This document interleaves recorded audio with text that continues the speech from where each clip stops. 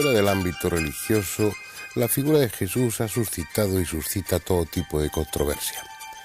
Incluso no son pocos los que se cuestionan la existencia real de Jesús.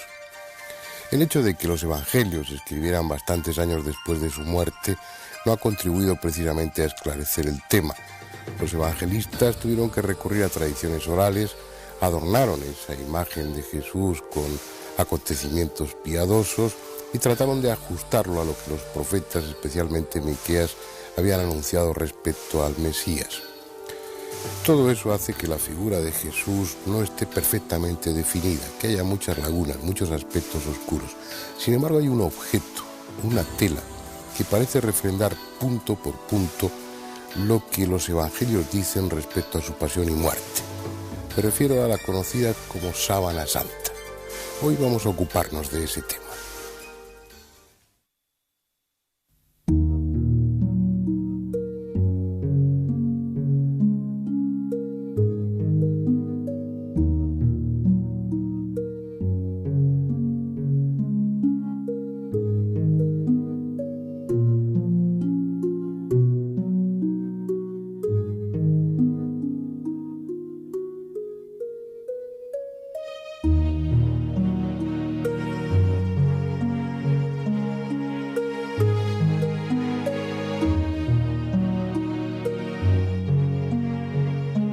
Por estas tierras anduvo hace más de 2000 años un hombre singular. Su auténtica historia nos es desconocida, pese a lo mucho que se ha escrito sobre sus hechos y enseñanzas. Pero acaso no importe, porque aunque fue de carne y sangre, se ha convertido en arquetipo, en modelo de vida, y para los que en él creen, en esperanza de salvación.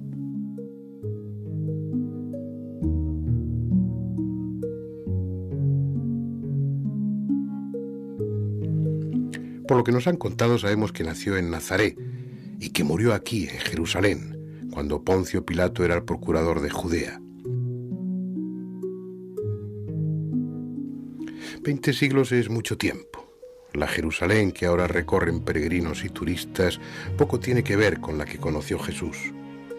La llamada Vía Dolorosa y tantos otros lugares que hoy visitan con veneración los creyentes, quizás valgan como referencia espiritual, como monumento conmemorativo.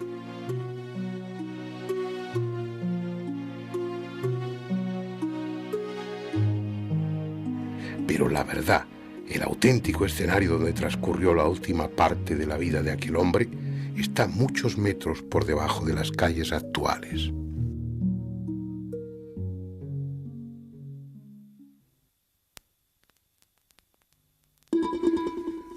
Es preciso entrar por el túnel que se abre a un extremo del Muro de las Lamentaciones y perderse por un laberinto subterráneo excavado entre ruinas de diferentes épocas.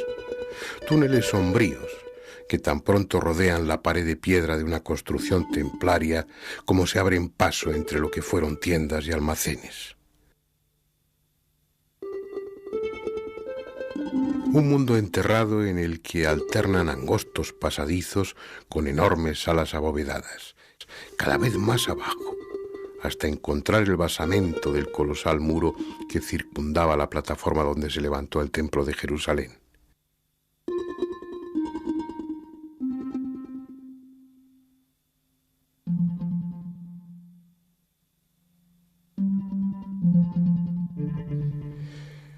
Y luego, en la parte más profunda, un trozo del pavimento original al descubierto. Algunas de las losas que, con toda seguridad, pisó Jesús en un momento u otro de su vida. Tal vez esas losas sean los únicos objetos que se conservan que estuvieron en contacto físico con él. Solo tal vez, porque en una capilla a 2800 kilómetros de aquí se venera una desconcertante tela que, según todo parece señalar, envolvió su cuerpo y ha guardado, nadie sabe cómo, cada detalle de la atroz tortura y de la ignominiosa muerte que, según la tradición, sufrió. Hoy se la conoce como la Sábana Santa. Mide 4 metros y 30 centímetros de largo por 1,10 metros de ancho. Y para muchos no hay duda de que se trata del sudario que envolvió el cuerpo de Jesús en su tumba.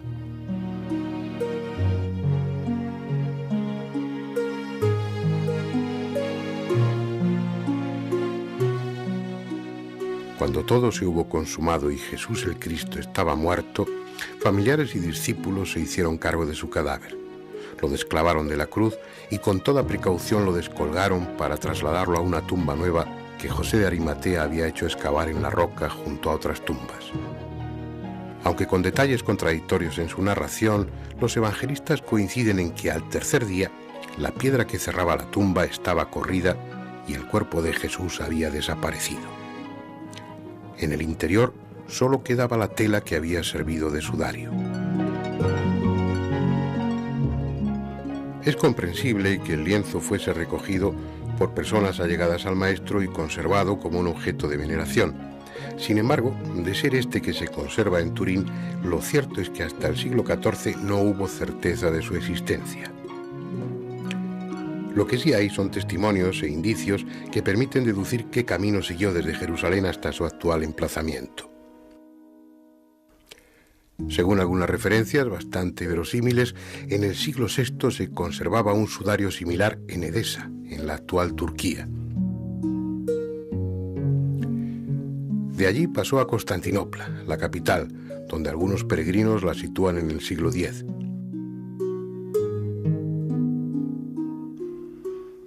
Durante las cruzadas, en el 1204, Constantinopla es conquistada y crónicas de la época afirman que el sudario fue requisado por Otón de la Roche, que se lo llevó a Francia. Ya con documentación bien contrastada, consta que en 1353 el lienzo era venerado en Lirey. 100 años más tarde, en 1453, el duque de Saboya la trasladó a Chambéry, donde fue objeto de culto hasta el año 1578, en que fue llevada a Turín, ciudad en la que desde entonces se conserva. Pero hora es ya de entrar a considerar lo que este lienzo tiene de extraordinario. Para los fieles, el principal punto de interés es que en la tela aparece impresa, aunque sea de una forma un tanto indefinida, la figura de un hombre, supuestamente de Jesús, de cuerpo entero y tanto de frente como de espaldas. La razón de esa curiosa disposición de la imagen es que la larga tela recibía encima el cadáver y al mismo tiempo servía para cubrirlo, tal como se hacía entre los judíos hace 2000 años. Las manchas, si es que son tales, retratan el cuerpo de un hombre con trazas de haber sido sometido a tortura y que ha sangrado en algunos lugares. La observación de los detalles se ve dificultada por las quemaduras que sufrió el lienzo durante el incendio en 1532. En aquellos momentos estaba plegado y se quemó por un borde y una de las esquinas. Al desdoblarlo y extenderlo, la quemadura aparece multiplicada simétricamente a lo largo del lienzo. Un par de años después, las monjas clarisas trataron de reparar el daño con varios remiendos. Para evitar ese y otros riesgos, se conserva enrollado dentro de una lujosa urna, de la que solo se saca en señaladas ocasiones para extenderla sobre un bastidor y mostrarla a la veneración de los fieles. Fue durante una de esas ostensiones, la de 1898, cuando se le permitió al abogado Secondo Pía realizar varias fotografías del sudario. La sorpresa surgió cuando en su laboratorio reveló las placas. El rostro impreso en la sábana, que a simple vista tiene este aspecto, mostró su auténtico carácter en el negativo fotográfico. La misteriosa tela acababa de desvelar su secreto. Al invertirse lo claro y lo oscuro, apareció un rostro definido, real. El rostro de un hombre de cabello largo y barba con sereno semblante. En 1931 y 1934 se realizaron nuevas ostensiones de la sábana santa ante una enorme expectación. En esta ocasión fue un fotógrafo profesional, Giuseppe Henry, el encargado de tomar otras fotografías y verificar si aquella especie de milagro óptico de 1898 volvía a producirse. Y así fue.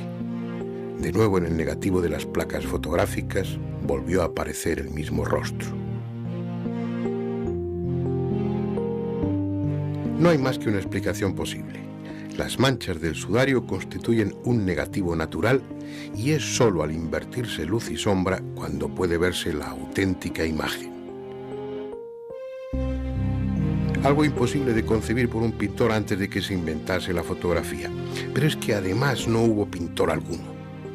En esas manchas que retratan el cuerpo de un hombre por delante y de espaldas no hay rastro alguno de pintura.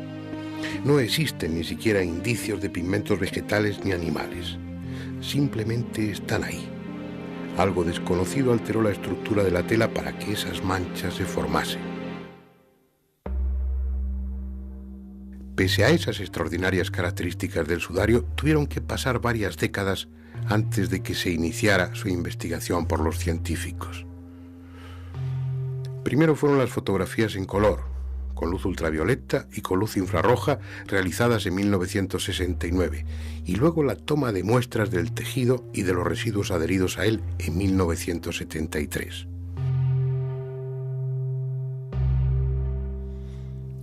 La tela resultó ser una sarga de lino de las que se tejían hace 2000 años en los telares de Palmira, a unos 300 kilómetros de Jerusalén, y que se exportaban a todos los países del entorno. Una tela, pues, procedente de esa zona geográfica y de esa época. Por su parte, las muestras de residuos tomadas de la sábana por el profesor Max Frey de la Universidad de Zúrich revelaron que en ella había granos de polen de los diferentes lugares por los que históricamente había pasado, pero también otros correspondientes a Constantinopla, lo que venía a confirmar la tradición. Y para que no quedara ninguna duda sobre su antigüedad y su origen, granos de polen procedentes de Israel. El mismo tipo de polen que se ha encontrado en los estratos sedimentarios de este lago, el de Genezaret, al que muchos llaman también Mar de Galilea. Alguien que murió hace 20 siglos en esta parte del mundo fue envuelto con ese sudario que ahora se venera en Turín. Un alguien que medía alrededor de 1,80 m y mostraba evidentes señales de haber sido torturado.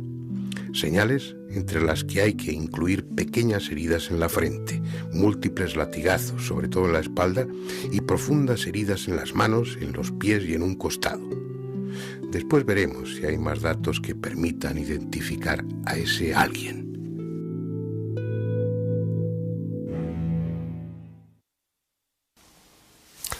Y una de las primeras cosas que llama la atención es cómo la sábana santa aglutina o convoca en torno a ella personas de las más diversas profesiones, de las más diversas procedencias. Eso lo vamos a ver aquí con nuestros invitados de esta noche. Julio Marbizón es meteorólogo, el hombre del tiempo del Canal Sur, un querido amigo desde hace muchos años, que en un momento determinado se sintió enganchado por la sábana santa. Hay un libro suyo, La sábana santa, milagrosa falsificación, entre interrogación, que lleva a pronunciar no sé cuántas conferencias sobre el tema. Él es un experto en los temas raros que aquí tratamos. Hace muchos años que nos conocemos por su vinculación con la parapsicología, con el fenómeno ovni, temas que ha estudiado siempre con rigor. ¿Qué fue lo que te enganchó a la sábana santa? Pues mira, me enganchó una emisión de televisión el 23 de noviembre de 1973, en que se hizo una especie de ostensión televisiva casi, no digo en toda Europa, pero sí en muchas televisiones de Europa, y a mí aquella vez pues encontré la sábana santa y me enganchó completamente. A partir de ahí empecé a interesarme por la sábana santa.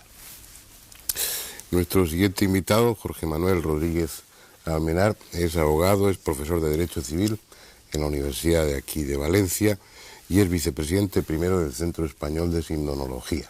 Entonces, un ingeniero industrial, un abogado. ¿Qué fue lo que a ti te llamó la atención para engancharte con la sábana santa? Pues yo tendría que decir que probablemente, y eso es curioso, fue un programa suyo. En 1978, si no recuerdo mal, sería por entonces, y la verdad es que me quedé sorprendido de que existiendo una cosa así no se conociera más. Y a partir de ahí pues fui leyendo libros y al final pues nos hemos metido en una aventura que es pues contactar con los investigadores, estudiar el tema a fondo y sobre todo intentar que se hable de él con rigor, porque a veces no siempre eso es común, ¿no? No siempre se habla con rigor. No, Desgraciadamente se habla o a favor o en contra, muchas veces sin rigor, y es lo que hace que este tema, no se sabe por qué, se tome un poco a rechufla cuando en realidad es un problema científico. Y desde ese punto de vista lo planteamos en la asociación nuestra, que es el Centro Español de Sindonología. Bueno, y desde la perspectiva lo vamos a contemplar hoy, y también desde la perspectiva afectiva, ¿por qué no? Y desde la perspectiva médica, porque nuestro siguiente invitado, José Delfín Villalain Blanco, pues también es amigo de hace muchos años, médico, forense, catedrático de Medicina Legal también en la Universidad aquí de Valencia, secretario de la Facultad de Medicina de Valencia y también vinculado a la Sábana Santa. ¿Cómo y por qué? En mi caso, claramente una deformación profesional a través de los estudios médico-legales y forenses. Al fin y al cabo es una imagen de un sujeto torturado, sometido a múltiples vejaciones y además con toda la trascendencia que tiene como reliquia arqueológica y como elemento venerable, pues mucho más atractivo naturalmente, y entonces el estudiarlo desde el punto de vista forense creo que es algo tan apasionante que lo engancha a uno absolutamente, ¿no? Y Andrés Averasturi, yo no sé si la Sábana Santa te ha enganchado a ti, te ha llamado la atención, no, es uno de esos enigmas que te atraen o no. Todos los invitados a través de la televisión, pero a mí me dejó absolutamente desazonado. Estuve 5 noches sin dormir y se me aparecía la Sábana Santa por todos sitios. Me produjo una impresión brutal y me dio mucho miedo, ¿no? Al principio me dio mucho miedo. Me pareció una imagen espeluznante lo que se veía allí. Bien, vamos a entrar en el tema. Hace unos momentos estábamos comentando que tal vez por afinidad con la figura que hay en la Sábana Santa, y con todo el respeto, los 4 que estamos aquí tenemos barba, ¿eh? ¿Ha sido pura casualidad o os habéis dejado la barba para venir a este programa? No, todos tenemos barba, pero somos 5, ¿eh? Me encanta. Oye, me llama la atención lo del Centro de Sindonología. Tú eres el vicepresidente primero, Jorge, tú también estás en el... Sí, y tú también estás vinculado con él. También. Aquí Andrés y yo somos los únicos que no estamos vinculados con el Centro de Sindonología. Pero si nos admitís, pues lo estaremos. Para mí es un tema que la verdad es que me apasiona. ¿Por qué crear un Centro de Sindonología?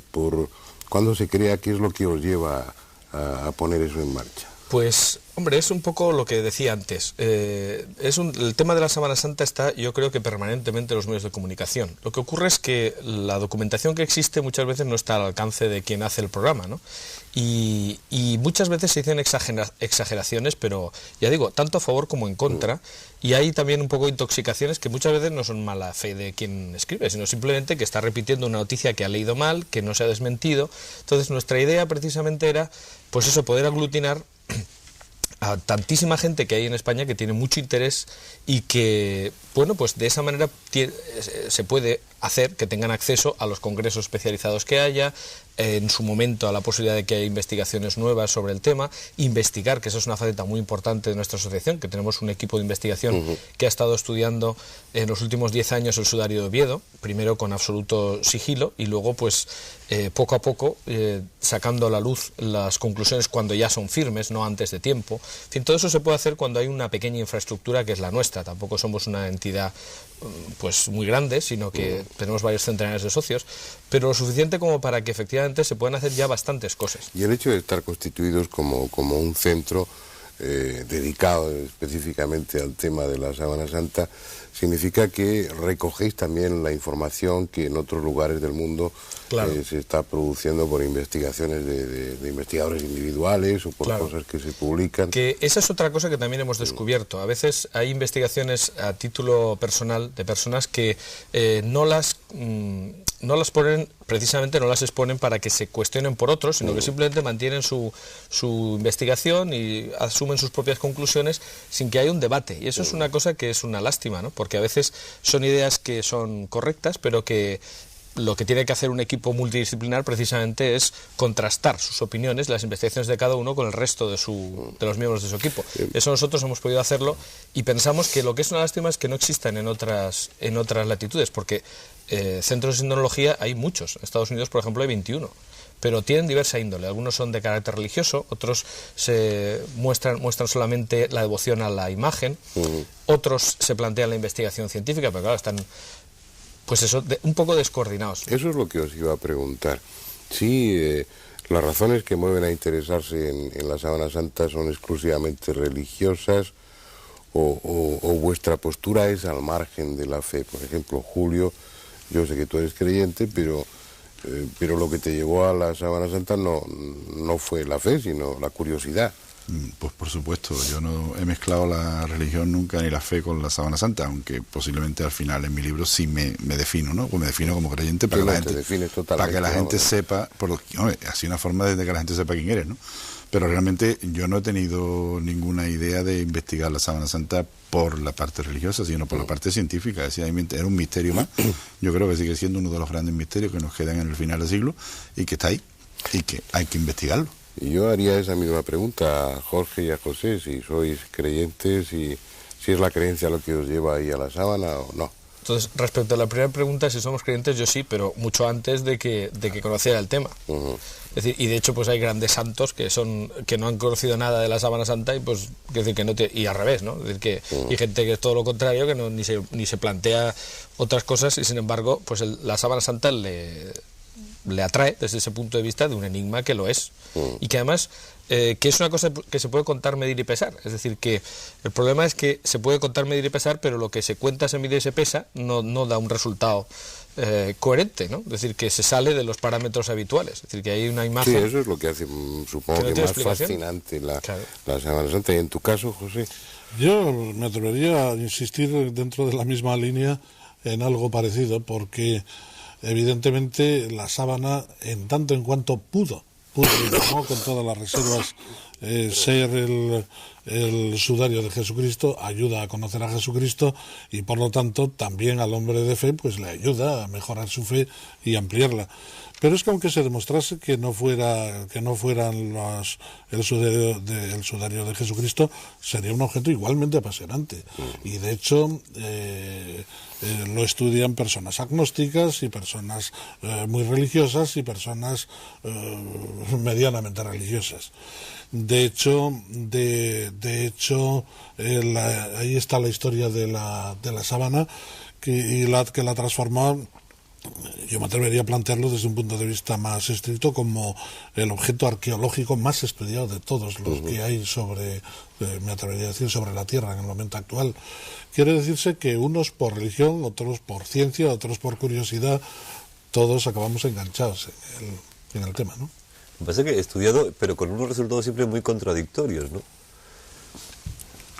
Pregunto. Yo no diría que esos resultados son contradictorios, porque las diferencias que se encuentran entre los autores son cuestiones muchas veces puramente de matiz que se exageran adrede en función de la ideología de cada cual, a favor o en contra. Y yo creo que muchas veces se crean falsas controversias. En un libro reciente que se ha publicado sobre la Sábana Santa hablaba el autor de la ley de la sábana, en el sentido de que este es el único objeto, precisamente por la impactación que tiene la figura de Jesucristo, que cuando se estudia una cuestión alguien la pone en duda, lo cual obliga a estudiarla más, nuevas dudas, nuevo estudio, y así continuamos y hace que sea, como decía antes, el objeto más estudiado desde el punto de vista como antigüedad, como objeto arqueológico o como objeto sagrado. Se puede citar aquí en esta mesa y con estos tres invitados el carbono 14, o casi mejor no digo ni pío. No, hay que citarlo precisamente para aclararlo. Pues la verdad es que a mí se me cayó el alma a los pies cuando leí los resultados. Yo tengo que decir que a mí me creó un problema media hora. Y luego sí, lo siento, pero es así. Me creó un problema porque... Explica un poquito lo que es la prueba, porque seguramente los telespectadores tampoco están... Sí, bueno, pues es un método que se utiliza en arqueología con bastante exactitud, tal como están precisamente de avanzado el método actual. Y lo que ocurre es que se basa simplemente en la idea de que todos los seres vivos tienen carbono, lógicamente, y una pequeña parte de ese es carbono 14. Si no quieres extenderte mucho, en la segunda parte del documental yo lo explico. Muy bien, muy bien. Bueno, pues entonces simplemente se viene a determinar que si tienen más carbono 14, pues se entiende que es un objeto más reciente y si tiene menos, pues se piensa que es un objeto más antiguo. El problema es que la determinación con carbono 14 es, como digo, muy exacta, que es lo primero que he dicho, pero siempre y cuando la muestra tenga unas condiciones. Es decir, por ejemplo, datar los manuscritos del Mar Muerto pues era muy sencillo porque estaban pues 2000 años metidos dentro de una tinaja sin que nadie lo tocara. Ahora, datar con exactitud un objeto que lleva por lo menos desde que está en Francia, desde el siglo XIV, siendo tocado por las manos de todas las personas que hubieran pasado copias, porque copias pintadas de la Sábana Santa hay y han estado frotadas sobre el original, como ponen ellas mismas. En España hay más de, por lo menos 28 que yo recuerde ahora mismo, están pintadas y todas ellas ponen copia pasada por el original que está en Chambéry, en Turín, en fin. Pasada porque... pasada y frotada, a veces frotada. ¿Por qué frotada? Porque se impregne sí, del carácter sagrado. Exactamente. Un problema de fe, fundamentalmente. Claro, claro. Es decir, nadie se ha planteado la Sábana Santa hasta hoy día como un problema científico hasta que ha sido posible. Hasta ahora se planteaba como un problema. La prueba del carbono nos dice que es de 1200. Eso es lo que iba a decir yo, y si no Julio también puede. Tiene carbono 14, la muestra analizada, equivalente a un lienzo del siglo XIII. Ahora bien, ¿por qué tiene ese carbono 14? Pues eso es lo que hay que ver. Si nosotros nos preocupamos, por ejemplo, en leer el informe científico, no la rueda de prensa que dio el cardenal de Turín, porque claro, aquí hay que distinguir. El cardenal de Turín, cuando le recibió un telegrama diciendo fecha tal, se lanzó a dar una rueda de prensa diciendo, pues es del siglo XIV, nos da igual, la fe no se basa en esto y tal, pero es que ese no era el problema. Entonces, si uno lee el informe científico que se publicó en la revista Nature, que se publicó después, y uno lee que en la propia prueba del carbono 14, cuando se habla del grado de congruencia de los resultados entre los tres laboratorios, se ve que no llega al 5%, si uno se plantea pues simplemente consultar a quienes hacen pruebas de carbono 14, encontrará, para nuestra sorpresa, la respuesta de eso quiere decir que esta muestra está tan contaminada que la datación no sirve. Pero esto lo dicen quienes hacen dataciones con carbono 14, pero esto no ha trascendido a la opinión pública, porque se han quedado con la rueda de prensa del cardenal de Turín. De todas formas, tuvo que ser un jarro de agua fría en un principio. Tú dices a la media hora, pues ya te quedaste sí, porque tranquilo. empecé a ver cosas que no encajaban si fuera de la Edad Media. Pero es que a mí también me llamó la atención cuando se publicó esos resultados, porque ¿cómo un resultado va a invalidar el resto de la investigación? Si de acuerdo con las características de la tela, pues parece que es era de Palmira y de la época correspondiente, si de acuerdo con lo que hizo Max Frey, el palinólogo, pues allí hay muestras de ahí, hay polen procedente de los diferentes lugares por los que ha pasado la Sábana Santa.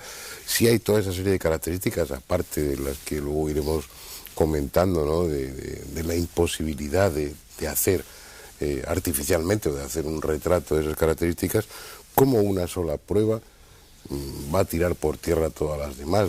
Hay una incongruencia ahí. En la ciencia nunca hay más de 300 pruebas a favor de la Sábana Santa y una en contra, que es el carbono 14. Y yo creo que ningún científico tira 300 pruebas, grosso modo, a favor porque una diga lo contrario. Lo que hace es seguir investigando, ¿no? Julio, cuando... Pues mira, yo esperaba que saliera eso, precisamente. O sea, yo precisamente no me extrañó mucho y temía que saliera eso, o esperaba que saliera.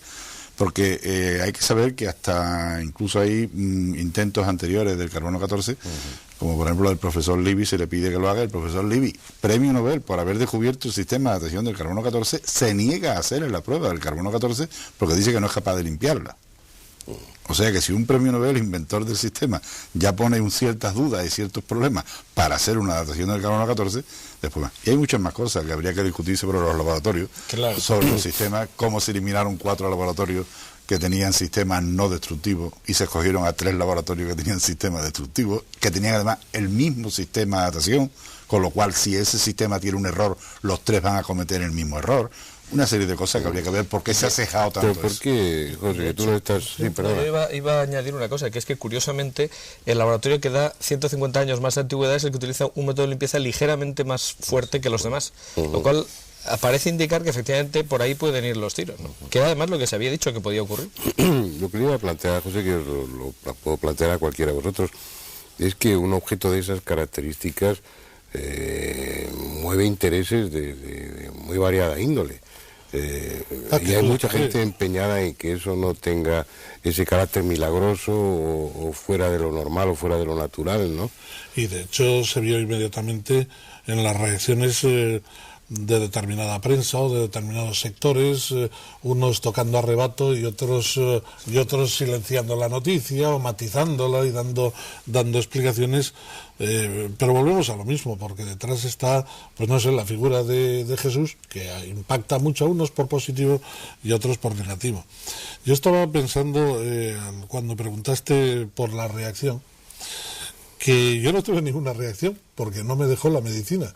Recuerdo que estaba por la calle, entré en un bar cuando dieron la noticia y allí salía el cardenal, la noticia y tal, y estaba escuchando la televisión y de repente una señora que estaba al lado se desmayó, se desvaneció como consecuencia de la noticia, tuve que atenderla médicamente y entonces eso hizo que reflexionara el día siguiente sobre lo que había oído y a mí no me impactó en absoluto porque no me dejó la medicina, ¿no? No, pero fíjate, si, es verdad, y además esto es un ejemplo, es decir, que tantos intereses hay en silenciar o en decir esto es falso como seguramente hay en decir que es cierto. Entonces, esa es la duda. A mí cuando ya empecé a enterarme, os digo la impresión, el santo prepucio, el santo no sé qué, entonces es cuando se te cae el alma a los pies. Aquí todo es santo, todo el mundo tiene un trozo de algo, todo el mundo guarda cosas, entonces es cuando empiezas a dudar muy seriamente de casi todo, ¿no? Y ese es un poco el problema que se nos plantea. Pero puedo contestar, ¿verdad?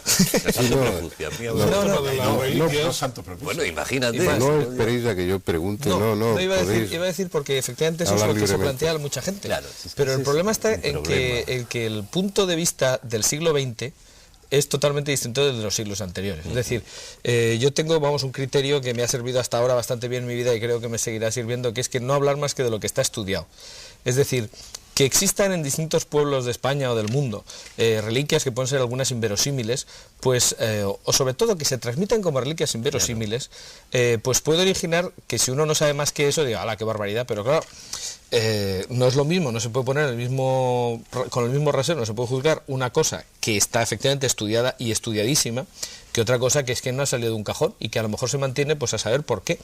Yo pondría un ejemplo que nos viene muy cerca, ya que estamos ahora mismo en Valencia, que es precisamente el de Liria. El San Miguel de Liria, pues San Miguel tiene una devoción enorme, ¿no? Entonces ahí se conserva un ala de la pluma del arcángel San Miguel, ¿no? Entonces uno dice, ¡hala, qué barbaridad! Bueno, pues si uno pregunta en Liria, todo el mundo sabe que es un ala, es una pluma del ala de una imagen del siglo medieval que efectivamente se destruyó, creo que en la Guerra Civil, y entonces queda una pluma metálica. Esto luego se ha transmitido fuera como que hay una pluma del ala del propio arcángel, y claro, eso es una barbaridad. La gente dice, ¡qué tontería! Pero la transmisión ahora. Claro, exactamente. Y eso pasa muchas veces. Sí, yo me permitiría, hay otro ejemplo, cuando estuvimos estudiando el sudario de Oviedo, que es la reliquia complementaria de esta. ¿Por qué es complementaria? Ya ha salido un par de veces. Sí, cuando me parece que es en el Evangelio de San Juan, en el capítulo 20, cuando se le comunica que no está el Señor en la tumba, Juan y Pedro salen corriendo, Juan llega primero, Pedro después, entran y ven los lienzos aplanados en el suelo y el sudario que había estado sobre su cabeza enrollado aparte. Quiere decirse que hay dos lienzos, o hay dos reliquias, o hay dos elementos complementarios porque pertenecieron al mismo cadáver y según la tradición este se encuentra en la Catedral de Oviedo y entonces el Centro Español de Sinología organizó un equipo multidisciplinar para estudiar esto. Y a raíz de esto... ¿Y qué conclusiones sacaste? Bueno, esto sería motivo para otra sesión semejante a esta, ¿no? Pues haremos otra. Si no te lo resumimos en un momento. Pero a lo que iba en relación a las reliquias, y ahí hay un relicario inmenso. Y a mí me sorprendió una reliquia que era leche de la Virgen María. Yo, por Dios, qué disparate, ¿no? Leche de la Virgen María, ¿quién se entretiene? Esto es un fraude. Pues no es un fraude, porque en la ampolla correspondiente hay un polvillo blanco. Cuando estuve, bueno, yo pensé que era un fraude, cuando estuve en Palestina resulta que hay una cueva donde la Virgen, según la tradición, daba de mamar al niño, es una cueva caliza blanca. Y los peregrinos lo que hacían era raspar la pared, coger polvillo de aquello y traerlo como reliquia de la cueva de la leche de la Virgen María. Claro, en la tradición oral y en la deformación lingüística, eso acabó siendo leche directa de no la deja Virgen de María, ser un ¿no? fraude. Que deja de ser pues, despiste. Un fraude lleno de buena intención, pero un fraude. Estoy Un fraude, totalmente ¿no? de acuerdo. Y esto es una cosa que se está haciendo y me parece muy bien por parte de la Iglesia el ir estudiando todas estas reliquias, determinando cuáles son ciertas, cuáles pueden ser ciertas, cuáles son falsas, para dejar. La reacción del obispo de Turín fue realmente lamentable, eso es cierto, ¿no? Porque fue como un tirar la toalla de entrada. ¿Cómo reaccionó? ¿Me permitís un momento? Todavía con la reliquia había un poquito más. Venga. Yo no me creo prácticamente ninguna de esas reliquias, te digo, no me creo ni los trozos de la cruz, había 27 cruces por lo menos que se caen. Y es más, habría uno que pensar hasta si se pudo un judío ser capaz de coger el lienzo funerario con el tabú que había. Luego tenía que ser posiblemente un discípulo no judío, que también lo había. Entonces, que hasta ese momento, hasta eso nos podía plantear dudas, decir, bueno, pues no me puedo creer que esto haya durado, si no fuera por la ciencia. Es decir, que a todo eso le apoya la ciencia. Dice que la ciencia, después, estudiando esto, nos dice que es posible que fuera. Y eso es lo que a mí me inclina. ¿Me explico? No, sí, ese es el problema, pero la ciencia lo que dice es que ahí estuvo un cuerpo que dejó impregnada. ¿Ese cuerpo corresponde a Jesucristo?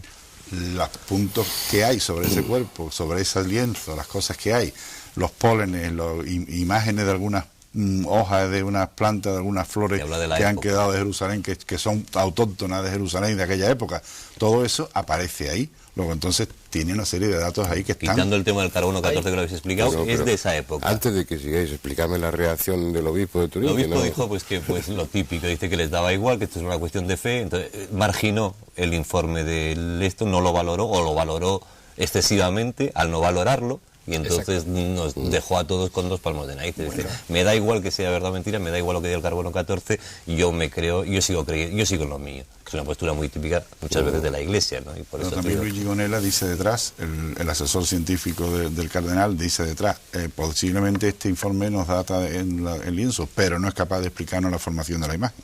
Claro, es que esa es otra historia. Eso es, además es que curiosamente el comunicado oficial del Arzobispado de Turín, que yo no vi reflejado más que en La Vanguardia, la verdad es que tengo que decir que en toda la prensa española no lo vi copiado en ningún sitio, y solamente La Vanguardia lo daba completo, decía entre otras cosas eso, es decir, que la imagen, la formación de la imagen es un problema sin explicación. Lo que ocurre es que yo creo que lo que fue peor fue precisamente la intervención en la rueda de prensa del cardenal de Turín, porque llegó a decir, se le calentó la boca y llegó a decir, porque nos da igual absolutamente que sea o que no sea, tal y cual. Entonces, claro, bueno, sí, pero, en fin, es que como uno hace una encuesta, es como si uno hiciera una encuesta y no pusiera la ficha técnica. Es decir, tú puedes salir a la calle, preguntar a 10 personas, todas están a favor, todas están en contra. Un error de comunicación, de la ciencia y la comunicación. Pero bueno, el problema que planteas es que es un problema, yo entiendo, insoluble. Y yo creo que jamás se podrá probar que el lienzo de este que estamos estudiando fue el que envolvió necesaria y exclusivamente el cuerpo de Jesucristo. Porque para esto habría que entrar en un proceso de identificación jurídico-policial. Entonces habría que encontrar la huella dactilar conocida de Jesucristo que se compare con la huella dactilar que existe en la sábana. Y esto, pues tampoco, porque encontramos el ADN de la sábana, bien, se tiene un espectro de ADN, ¿y qué? ¿Con qué lo comparamos? Claro, por lo tanto, no tenemos el ADN de Jesucristo ni ninguna reliquia cierta. Porque hay lo que es la imagen en sí, no se sabe cómo está formada, pero sí hay manchas de sangre y de cómo suero. Está formada sí que se sabe, ¿no? Pero luego y hay manchas de sangre y de suero. Las de sangre y suero, ¿qué reflejan? Y lo que reflejan pues es el tormento y las lesiones. Pero es una que sangre normal, es una sangre convencional. Que coincide con todo lo que los evangelios relatan. Pero esto demuestra que es de Jesucristo.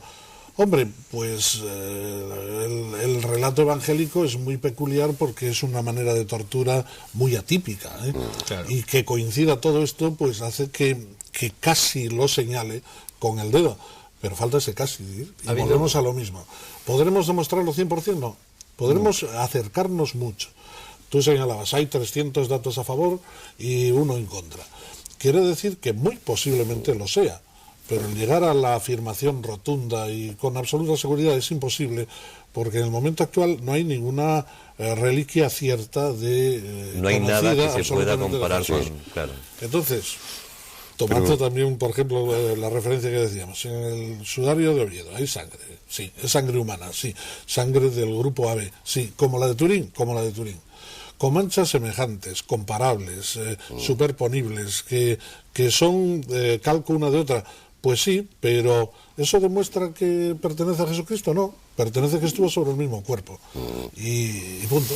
Ya, bueno, lo que pasa es que es un ir sumando y, bueno, al final 2 y 2 tienen que ser 4. Claro. Si vas reuniendo, bueno, no, a lo mejor no es la de Jesús, pero resulta que corresponde a hace unos 2000 años. Tiene toda una serie de características que la identifican con ese lugar y con esa época. Y luego tú como forense, porque me imagino que habrás estudiado a fondo esos aspectos de la sábana, es que se ajusta punto por punto a la descripción que... Yo me atrevería a añadir otra cosa, sí.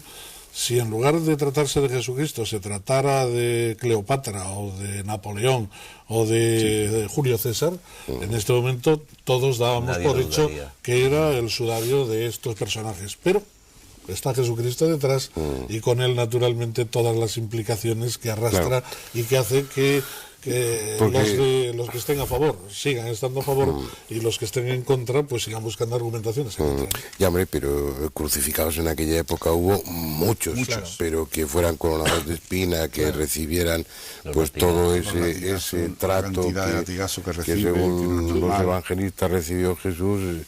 Es ir sumando y es como hacer con una huella dactilar, vas reuniendo elementos hasta que... Eso se ha calculado estadísticamente, quiero decir que no es una prueba científica absoluta, porque precisamente falta otro referente que pudiera darse. Pero lo que sí que se ha hecho, y además es que lo hizo Bruno Barberis, que es el presidente del Centro Internacional de Sindonología de Turín, que es matemático, es hacer un cálculo de probabilidades diciendo, vamos a ver, hay una serie de características que salen aquí, ¿en qué posibilidad hay de que se dieran en otro crucificado? Porque efectivamente hubo pues miles de crucificados, además al final de la época, de los romanos empiezan a crucificar gente en Jerusalén y bueno, se quedan solos, ¿no? Pero ¿cuántos de ellos tuvieron un tormento exactamente igual? Empezando porque está enterrado. O sea, es que un crucificado no se enterraba, y menos en una sábana como con esas características, ¿no? Pero empezando por ahí, pues todo, es decir, coronado de espinas, pues... Entonces, calculando, por ejemplo, de cuántos fueron enterrados. Esto ya digo que por eso no es científico puramente, porque es un cálculo... Pero por eso pues uno de cada 2. ¿Cuántos de estos serían coronados de espina? Claro. Uno de cada 10. Hace falta más fe para no creer que para creer, según las pruebas. Pero ¿por qué solo nos queda eso de la vida de Jesús? Eso es lo que a mí me sorprende. ¿Por qué no queda la túnica que se repartieron según las Ahí sí que radicalmente discrepo. A ver. Porque quedan muchas reliquias. Por ejemplo, estamos hablando del sudario de Oviedo, y hay otra que se está empezando a analizar. Ahí están las túnicas los ropajes que según la tradición llevó Jesucristo. Ahí está la túnica de Lirey, la de Argentel, que hay que estudiar también. Existen pues no sé, clavos, espinas, la propia cruz, toda una parafernalia de reliquias reales y falsas que hay que estudiar naturalmente, y es que el estudio ha comenzado ahora. Y lógicamente para conocer la personalidad de Jesucristo tampoco deberíamos de limitarnos solo a la... No, yo esto es al margen de la fe de cada uno, más, eso está claro, ¿no? Quiere decir que aquí nadie se cuestiona lo que se crea cada uno y todo lo demás, sino simplemente el hecho científico, digamos, de la sábana, ¿no? Que verdaderamente es que es demasiado impresionante para creértelo. Y yo lo reconozco así, es decir, a mí me cuesta creérmelo por lo fuerte que me resulta, por lo impactante que resulta, ¿no? Si esa figura de 1,90 teóricamente, ¿no? Un poquito menos. Bastante menos. Bastante. ¿Cuánto medía? Por eso yo titulo el libro como título. Si es una falsificación es más milagrosa que si es de verdad. Es más difícil hacer la falsificación que sea mucho más difícil hacerlo. Hay, precisamente sobre la altura... Sí, hay muchos datos, vamos. No, iba a decir que hay diversas medidas. Esto es una cosa que a veces, como no hay tiempo de explicarlo muchas veces, la gente dice, pues no es posible que tengas altura y tal, o la parte de detrás es más corta, o sea, la impronta de la huella de la parte posterior del cuerpo es más corta que la de delante y tal.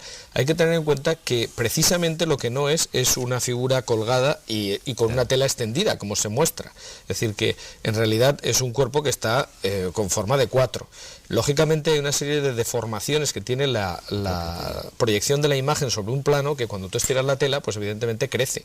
Entonces se producen deformaciones. O sea, hay cosas tan curiosas como que gente diga, pues es que es falso porque tiene los brazos muy largos. Oiga, colóquese en la posición en que está el cuerpo, ve usted que los brazos llegan donde tienen que llegar. O sea, cosas así que son increíbles, pues a veces se dicen, se hacen descalificaciones sin ningún tipo de rigor. Sobre la medida entonces, bueno, pues no se sabe con absoluta exactitud. Esto es una de las cosas que yo propondría que se estudiara en serio, ¿no? Porque ha habido varios estudios, pero no son coincidentes, sí. Si a ustedes les parece bien y a nuestros invitados también, vamos a ver la segunda parte del documental. Nuestra búsqueda de lo más lejano está contribuyendo, paradójicamente, a un mejor conocimiento de lo cercano. La tecnología desarrollada para la exploración del espacio encuentra después multitud de aplicaciones en nuestra vida diaria. Algunas de ellas en el campo de la paleontología, de la arqueología y de todo cuanto tiene que ver con el pasado. También la Sábana Santa se ha visto beneficiada de esos avances técnicos. El mismo sistema que se utilizó para estudiar las imágenes que llegaron de Marte durante el proyecto Vikingo se aplicó con fotografías del sudario. Un analizador de imagen VP8 permitió a dos jóvenes investigadores de la Academia de las Fuerzas Aéreas de Colorado Springs, Eric Jumper y John Jackson, con la colaboración de otros colegas, demostrar que las manchas que aparecen en la tela no se produjeron por contacto, sino en función de la distancia del tejido a las distintas partes del cuerpo que tenía debajo. Es decir, el carácter de esas manchas, que en realidad no son tales, sino una especie de chamuscamiento, es tridimensional.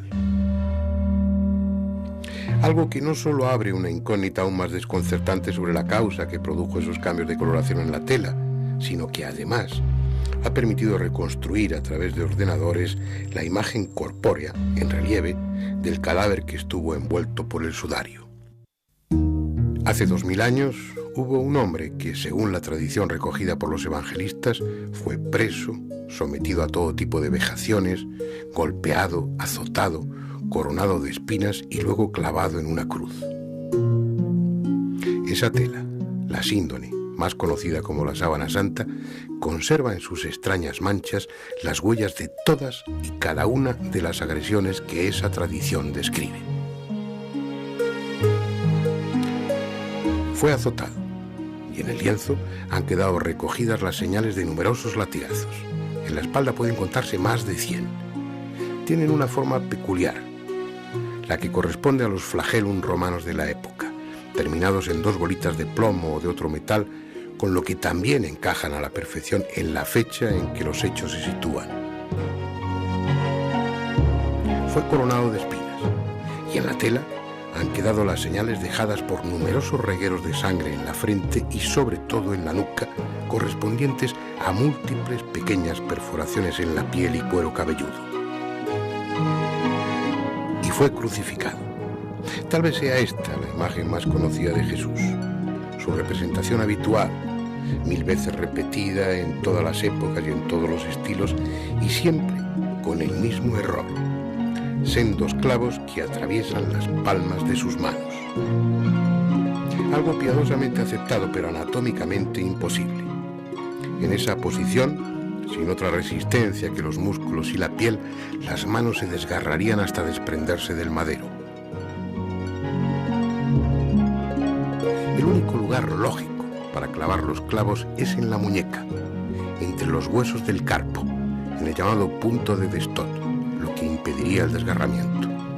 Exactamente en el mismo lugar donde aparece la mancha de sangre en la mano que, superponiéndose a la otra, quedó impresa en el lienzo.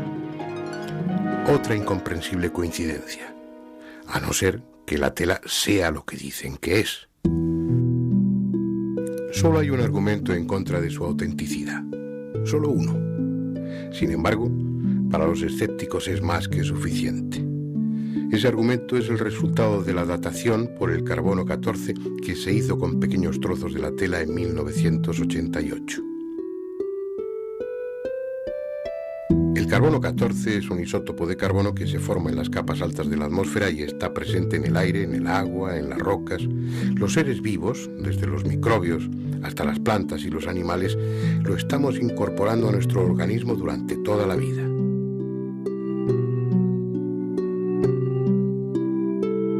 Hasta que morimos, o en el caso de las plantas, hasta que son cortadas o arrancadas. A partir de ese momento, el carbono 14 que el ser vivo había incorporado se va desintegrando para transformarse en carbono normal, en carbono 12. Como lo hace de una forma constante y progresiva, midiendo la cantidad de carbono 14 que contiene un resto orgánico, sea un hueso, un trozo de madera o una fibra vegetal, podemos saber cuánto tiempo ha transcurrido desde que dejó de estar vivo, desde que murió.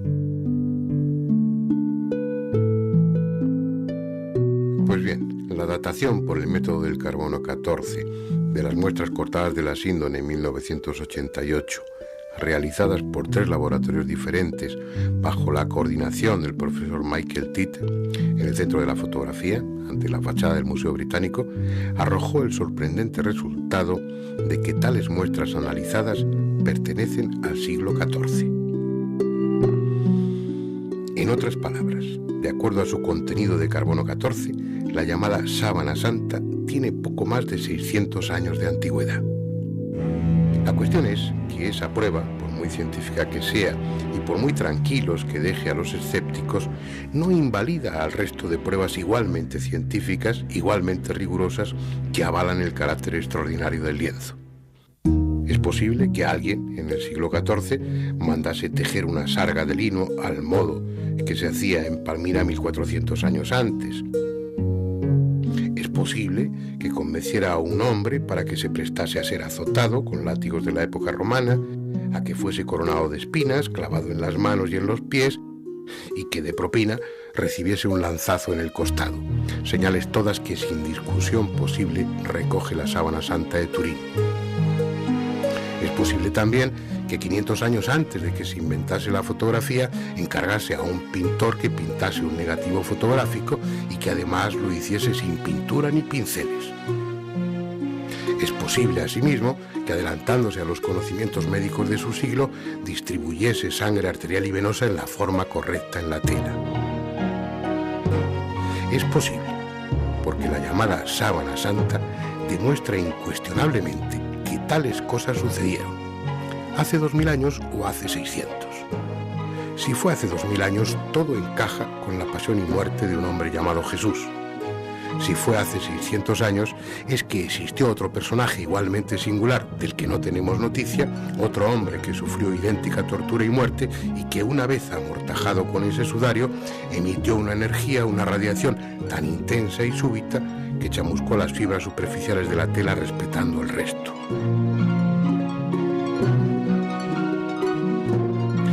Tal vez sea esa la clave que haga coherente la datación del carbono 14 con el resto de las pruebas.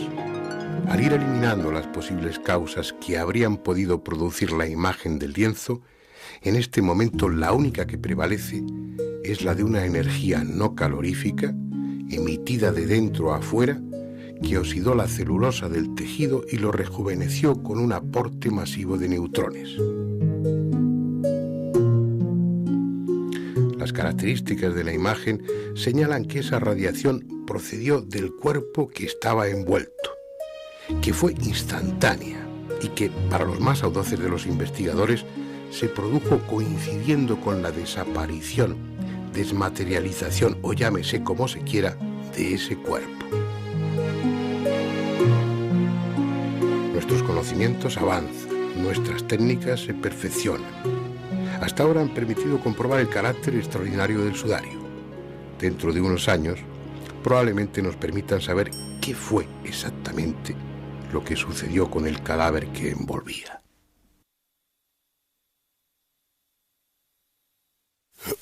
Bueno, continuemos con el coloquio. Hay aspectos. Una cosa que me llama la atención, que es que no veo publicado o no se alude con la frecuencia que yo imaginaría o que pienso que debiera hacerse a un trabajo en Montpellier, me parece, de Jean-Baptiste Renaud. Yo lo publiqué en una revista que dirigí hace años, en Espacio y Tiempo, que me parece que eso me lo mandó la agencia Europa Today o algún... Y este hombre había hecho una prueba, porque uno de los problemas que no ha salido en la primera parte, pero bueno, ya se comenta en el documental, es que no son manchas, no es pintura, no se sabe realmente cómo se ha producido esa imagen. Entonces este hombre lo que hizo fue someter una tela a un bombardeo de radiación de protones y de neutrones. El hombre hizo una serie de cálculos de tal manera que con un bombardeo de protones y neutrones conseguía una oxidación de la celulosa que daba ese color al lienzo, y al mismo tiempo el bombardeo de neutrones lo que hacía era rejuvenecer la tela. Es decir, si tal como sostenían los ingenieros, esos colaboradores de la NASA, los primeros que hablaban de la tridimensionalidad, me parece, de la imagen, sugerían que esa imagen se formó estando el cuerpo levitando. Yo no sé hasta qué punto eso es defendible o no, pero no hace falta que levite. No hace falta que levite. Pero sí que se formó por una brusca emisión de energía. Esa es la teoría que se mantuvo en los años 70, efectivamente, por el equipo Sturm, que fue el que investigó la naturaleza de la imagen, ¿no? Estos científicos, que la gente llama de la NASA, porque algunos efectivamente pertenecían a la colaboraban NASA, lo que hicieron fue ir descartando otras posibilidades, y efectivamente plantearon la posibilidad de que algún tipo de radiación pudiera producir una imagen semejante a la de la síndrome. Esto es lo que hizo Jean-Baptiste Guinaudot, que en Montpellier, pero hay que tener en cuenta que, claro, no con un cadáver. Es decir, lo que ha hecho simplemente son unos circulitos. Entonces, claro, ante eso, pues siempre se puede plantear que es la contra, ¿no? Y por qué tiene que haber aquí una emisión de neutrones, ¿no? Hombre, porque lo que tiene que haber es una emisión de algo. La imagen se formó de alguna manera. Y si no está pintada, no son manchas de sudor, no son... no es. La tela está como tostada, da esa impresión. ¿Sí? La conclusión es que algo se produjo allí debajo, dentro de esa tela, una emisión de algo que chamuscó o tostó la... Tú lo has dicho con toda llámalo como quieras. ¿Qué es lo que...? Un chamuscamiento superficial... como si alguien hubiera... ¿Qué pasa? ¿Que ese cuerpo tenía una fiebre, soplete, ¿no? ¿Tenía fiebre muy alta el cuerpo? Pero tiene que ser una radiación puntiforme, enormemente intensa y con una serie de peculiaridades. Yo dejaría a los técnicos, porque eso ya trasciende de la medicina, pero una serie de particularidades, sobre todo determinadas por la finura del detalle de la imagen, que no la puede producir las radiaciones conocidas, por eso se van a las radiaciones atómicas o lo que sea. Cualquier foco que emite una radiación lo emite en todos los sentidos, y si produce una imagen va a ser una imagen difusa. Y sin embargo la imagen de la Sábana Santa tiene una precisión que con los tratamientos de imagen no solamente permite ver el cuerpo en relieve, sino los reguerillos de sangre, detalles en la piel levantada, las escoriaciones, con una precisión que ya quisiéramos muchas veces reproducir en la mesa de autopsias mediante la fotografía. Eso es lo que quiero saber, lo que opináis. De los científicos en ese momento, de los técnicos que la estudian, yo creo que es la correcta, ¿no? Puede ser una radiación desconocida para la ciencia, que quizá algún día conozcamos, que quizá algún día. Luego entonces no hay por qué asimilarla ni a protones ni a neutrones, sino algo para nosotros desconocido, precisamente porque no somos capaces de reproducirla. El problema porque es que en el momento que fuéramos capaces de reproducirla ya no sería desconocida. Toda la física actual se mueve en función de las 4 energías básicas conocidas. Y ninguna de ellas conocida por nosotros. Conocidas y que al nivel de la física actual, evidentemente. Y ninguna de ellas es capaz de producir ese chamuscamiento. Bueno, pues vengan físicos y explíquenmelo, porque yo no lo sé. No están aquí los físicos, pero sí estáis vosotros. A ver, ¿qué pensáis? Pues yo añadiría además otra cosa, y es que curiosamente, y esto es otro detalle que precisamente porque se ha publicado en inglés y en España se ha publicado poco, y en ello estamos nosotros, ¿no?, intentando que se haga, pues precisamente uno de los detalles que llama mucho la atención es que en algún sitio se pudo levantar costras de sangre que hay en la tela, y se vio que debajo la degradación de la celulosa del lino, que es lo que forma la imagen, la impronta, pues no existe. Es decir, debajo de la sangre la tela está bien. Eso quiere decir que antes ha llegado la sangre a la tela que se ha producido la imagen. Eso es mucho más difícil y prácticamente para un falsificador lo haría imposible, ¿no? Es decir, aparte de que, y eso lo puede decir muy bien Delfín, pues hay sangre arterial donde tiene que ser sangre arterial, sangre venosa donde tiene que ser sangre venosa, y las heridas están como tienen que estar. Aparte de eso es que además estas han tenido que llegar a la tela antes de que se forme la imagen, porque han sido capa que ha impedido que ésta se forme sobre la tela en esos puntos. Es decir, que lo primero sí fueron las manchas reales, físicas, de suero, de sangre, y después el fenómeno que produjo la imagen. Pero ¿qué fenómeno fue? Tendría que ser un fenómeno instantáneo, casi como una explosión, ¿no? Teóricamente. Algo instantáneo, por supuesto. Eso no fue una cosa que se fue haciendo día a día. Tiene que ser algo de décimas de segundo, o menos. ¿Por qué? El equivalente sería pues como un flash, muy intenso. ¿Pero por qué? De una energía desconocida hoy por hoy. ¿Por qué? También desconocido. Ojalá pudiera repetirse en el laboratorio. Pero digo que ¿por qué deducís, José, por qué deducís que tuvo que ser algo instantáneo, una especie de flash y no un proceso que duró unas horas, por ejemplo? Hubiera afectado a fibras más profundas en la tela, cosa que no ocurre, puesto que el hilo de lino tiene entre 150 y 200 fibras de lino y hay afectadas 3 fibras nada más, superficiales. Luego, entonces realmente hubiera afectado mucho más, hubiera penetrado mucho más, hubiera sido más penetrante, ¿no? Esto es algo instantáneo, un flash. ¿Qué? Y yo añadiría que... Venga, hombre. No, es que eso es una pregunta que no tiene respuesta, porque es que resulta que la ciencia... Yo no digo que me deis una respuesta... Es un problema metodológico. Es que resulta que la ciencia actual funciona a base de repetir el fenómeno. Esa es la base de la ciencia moderna, es decir, el método empírico. Si nosotros no somos capaces de reproducir el fenómeno, no podemos decir que se ha hecho así. Podemos estudiar las características de la imagen. Si quiere ponemos un anuncio, señor que emita energía, que venga para prestarse. Claro, ese es el problema. Es decir, en estos 100 años que se viene estudiando la sábana santa, nadie, ni los que están a favor ni los que están en contra, han conseguido una imagen igual. Con lo cual nadie puede decir que se ha hecho así, porque nadie la ha hecho. Es decir, y el que lo diga, pues está haciendo una pirueta en el aire. Ya, hombre, lo que pasa, Jorge, lo que podamos opinar, Andrés, sí se puede decir. Andrés y yo, que tenemos un conocimiento superficial del tema, pues no es relevante, pero vosotros tres, que lleváis años y muchos, ¿tendréis alguna opinión? Hablo de opiniones, impresiones, sensaciones, llamarlo como queráis. Quizá la frase también sea de investigadores, ¿no? Stevenson y Haven en su libro lo dicen. Allí hubo un cuerpo al que le ocurrió algo extraordinario. Vale. Pero vamos a ver, entonces descartamos que eso ocurrió durante la muerte. Teóricamente tendría que ser durante la resurrección, ¿no? Sí, ya nos metemos en el terreno religioso. Ya empezamos. Claro, es que si no, ya empezamos. Claro, es que el aspecto sugestivo, Andrés, es que, por lo que han estudiado los forenses, entre ellos de film, es que retrata fielmente lo que se describe sobre la pasión y muerte de Jesús.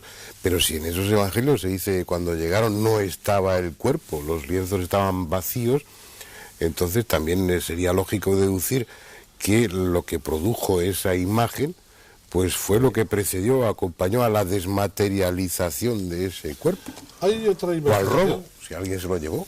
Hay otra investigación complementaria. No puede haber robo. No puede. Desmaterialización. No.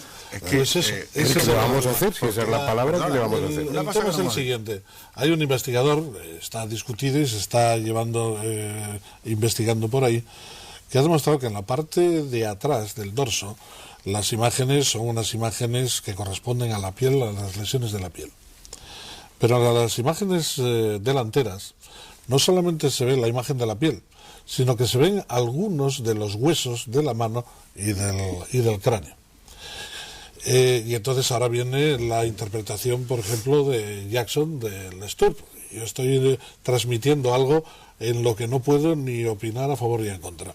Para que esto se produjera, en el momento de producirse el flash, la sábana, la parte de arriba que envolvía el cuerpo, tenía que estar cayendo a través del cuerpo y desplomándose al fondo, lo cual todavía hace más complicado y más misterioso el problema. Pero sí explicaría la levitación. Yo no me atrevo a decirlo, pero es una de las tesis que están circulando como una especie de tomografía, ¿no?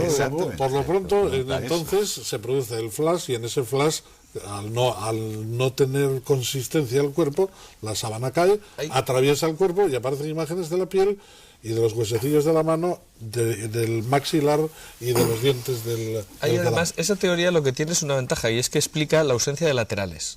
Es decir, llama mucho la atención y a veces he dicho como argumento en contra que es lo que pasa siempre, ¿no? Es decir, pues esto no encaja, entonces empieza a estudiar más.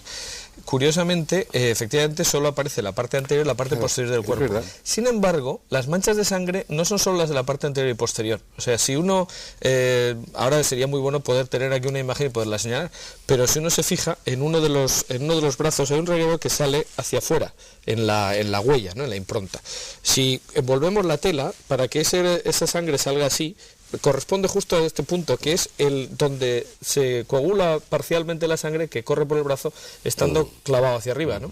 Entonces, esta mancha de sangre nos muestra que la tela sí estaba sujetando los laterales, y sin embargo, porque se ha tenido que llegar ahí por contacto, sin embargo no está la imagen del cuerpo del lateral, es decir, solamente está las manchas de sangre y luego la impronta anterior y posterior. Esta teoría, claro, Eso es por ahí va un poco la idea de, esta teoría explicaría esto, que no tiene explicación. Y lo de robar el cuerpo que tú decías, que digo, es bastante difícil porque hay un problema. Hemos dicho que las manchas de sangre se producen antes de la imagen. Se secan y se pegan al cuerpo. Y no están rotas. Eso lo sabe un médico mejor que yo. Sí. Presentan una nitidez perfecta. Si tú separas una tela con una mancha de sangre de un cuerpo, eso se resquebraja, se rompe, pierde su forma, su nitidez. Allí no la pierde. ¿Y dentro de la investigación en qué punto estáis ahora mismo? ¿Vosotros como asociación o cómo está en la investigación? Es decir, ¿cuánto queda por descubrir o ya no se va a descubrir nada más? No sabemos, porque quiero decir, nosotros como investigadores, o sea, la parte investigadora del centro, evidentemente se ha dedicado a estudiar el sudario de Oviedo, que es la reliquia que hemos tenido a mano.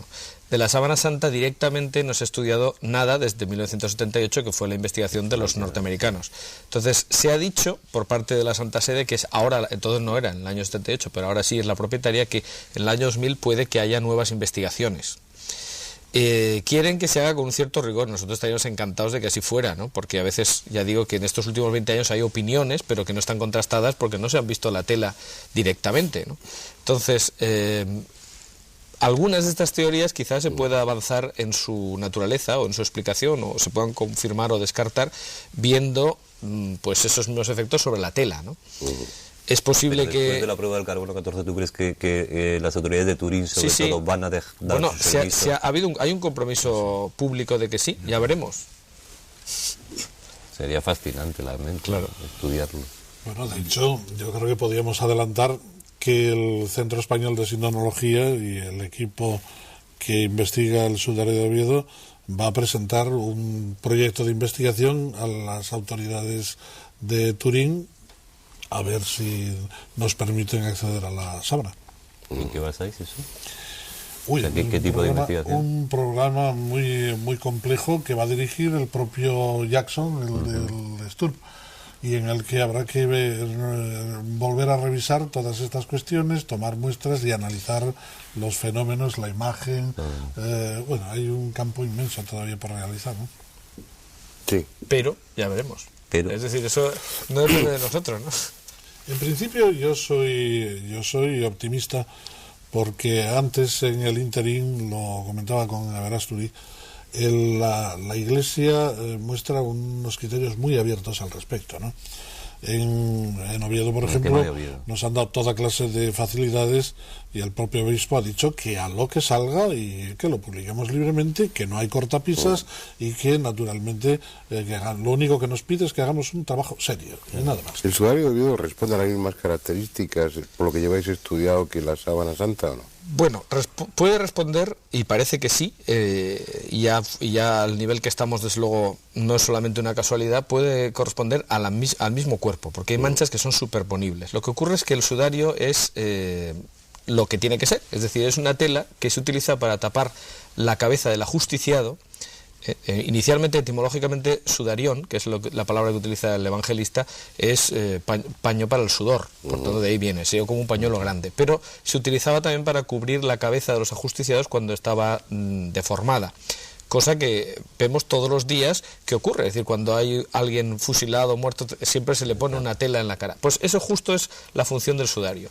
Entonces sabemos que en el caso de Jesús sí existió esa tela, estaba para evitar que cayera sangre de la nariz y de la boca entre el traslado entre la cruz y el sepulcro. Una vez en el sepulcro, el sudario se quitaba, se dejaba enrollado en un sitio, dice el evangelista, ¿no? En otro sitio, pero no dentro de la sábana. Entonces lo que ocurre es que, claro, si es el mismo cuerpo el que ha producido las mismas manchas, algunas tienen que coincidir, no todas, porque sería prácticamente imposible, no es una fotocopia, ¿no? No hay imagen, porque la imagen se ha producido después en la sábana. Claro. Pero sí que siguiendo los dobleces que el sudario sigue manteniendo, porque el lino, si no lo planchas, mantiene las arrugas, y además se ha tratado siempre con mucha veneración, Y yo creo que incluso con un poco de asco, porque algunas de estas cosas pueden haberse guardado simplemente porque se han guardado, es decir, porque no se pueden tirar.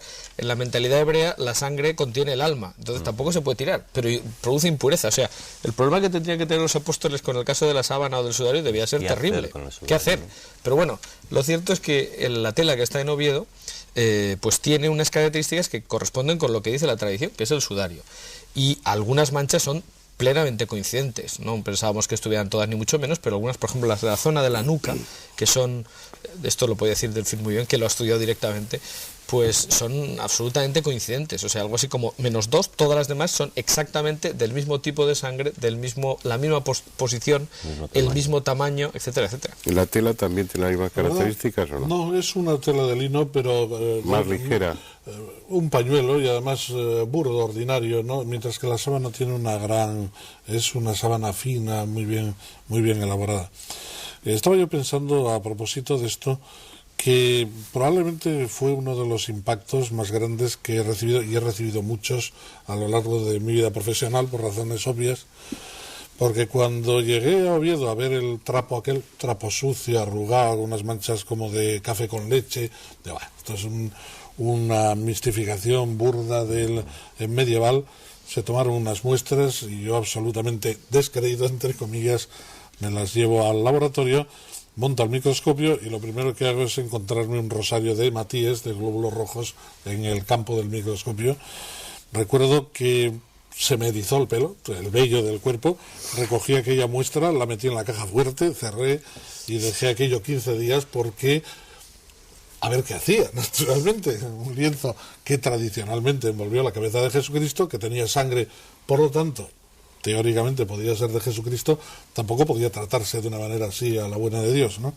Y entonces, a raíz de pasados esos 15 días, se empezó ya con la investigación en serie y se pudo comprobar que era sangre humana, sangre del grupo AB, sangre que emanó por la nariz y por la boca de un hombre que estuvo colgado alrededor de 1 hora, que luego estuvo de bruces aproximadamente otra hora, que tiene en la parte de atrás una serie de punturas lineales producidas con sangre de naturaleza vital, no post-mortem, etcétera, etcétera, de tal manera que llega un momento en que volvemos a la misma situación, concuerda, y además tanto en la imagen como en la morfología y localización de las manchas, vemos que concuerda con los relatos históricos, evangélicos, arqueológicos.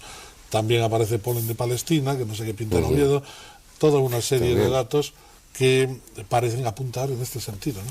Incluso lo que se está ahora en el tema del sudario de Oviedo es estudiando la documentación histórica, que parecía que había simplemente relatos, lo que contó el obispo Pelayo, etcétera, o sea que lo que se conserva en la catedral, pero resulta que es que el investigador nuestro que está trabajando en ese tema se ha dedicado a bucear en un montón de bibliotecas que teóricamente tendrían que tener algo y lo ha encontrado. Hay referencias no solamente en España, sino en Francia también, recogiendo el itinerario histórico, o sea, hasta el punto de que este resultado de su investigación no está presentado todavía, pero él nos ha dicho que es que ya no se puede hablar de tradición, o sea, hay una documentación riquísima y en muchos sitios, ¿no?, que hablan de la llegada del Arca de las Reliquias a España y entre ellas en los distintos enunciados, las listas que se hacen en el sudario, ¿no? Bueno, lamentablemente se nos ha terminado el tiempo. Como ustedes han visto, al margen de la fe o de la creencia, la sábana santa es un objeto apasionante, ¿no? Yo creo que habría tema para seguir hablando mucho más tiempo. Pero han salido a lo largo de este debate unas cuantas cosas que probablemente hagan que volvamos en otra ocasión a hablar del sudario de Oviedo. Yo creo que también se lo merece, y de otras posibles sábanas santas, no tan verosímiles o tan fiables como estas que estamos mencionando, pero que bueno, que reflejan una tradición y que probablemente nos sirvan para situar históricamente mejor ese lienzo. Pues nada más, hasta la próxima semana, en la que estaremos de nuevo aquí con otro tema que espero que sea también de su interés. Gracias y hasta la próxima semana.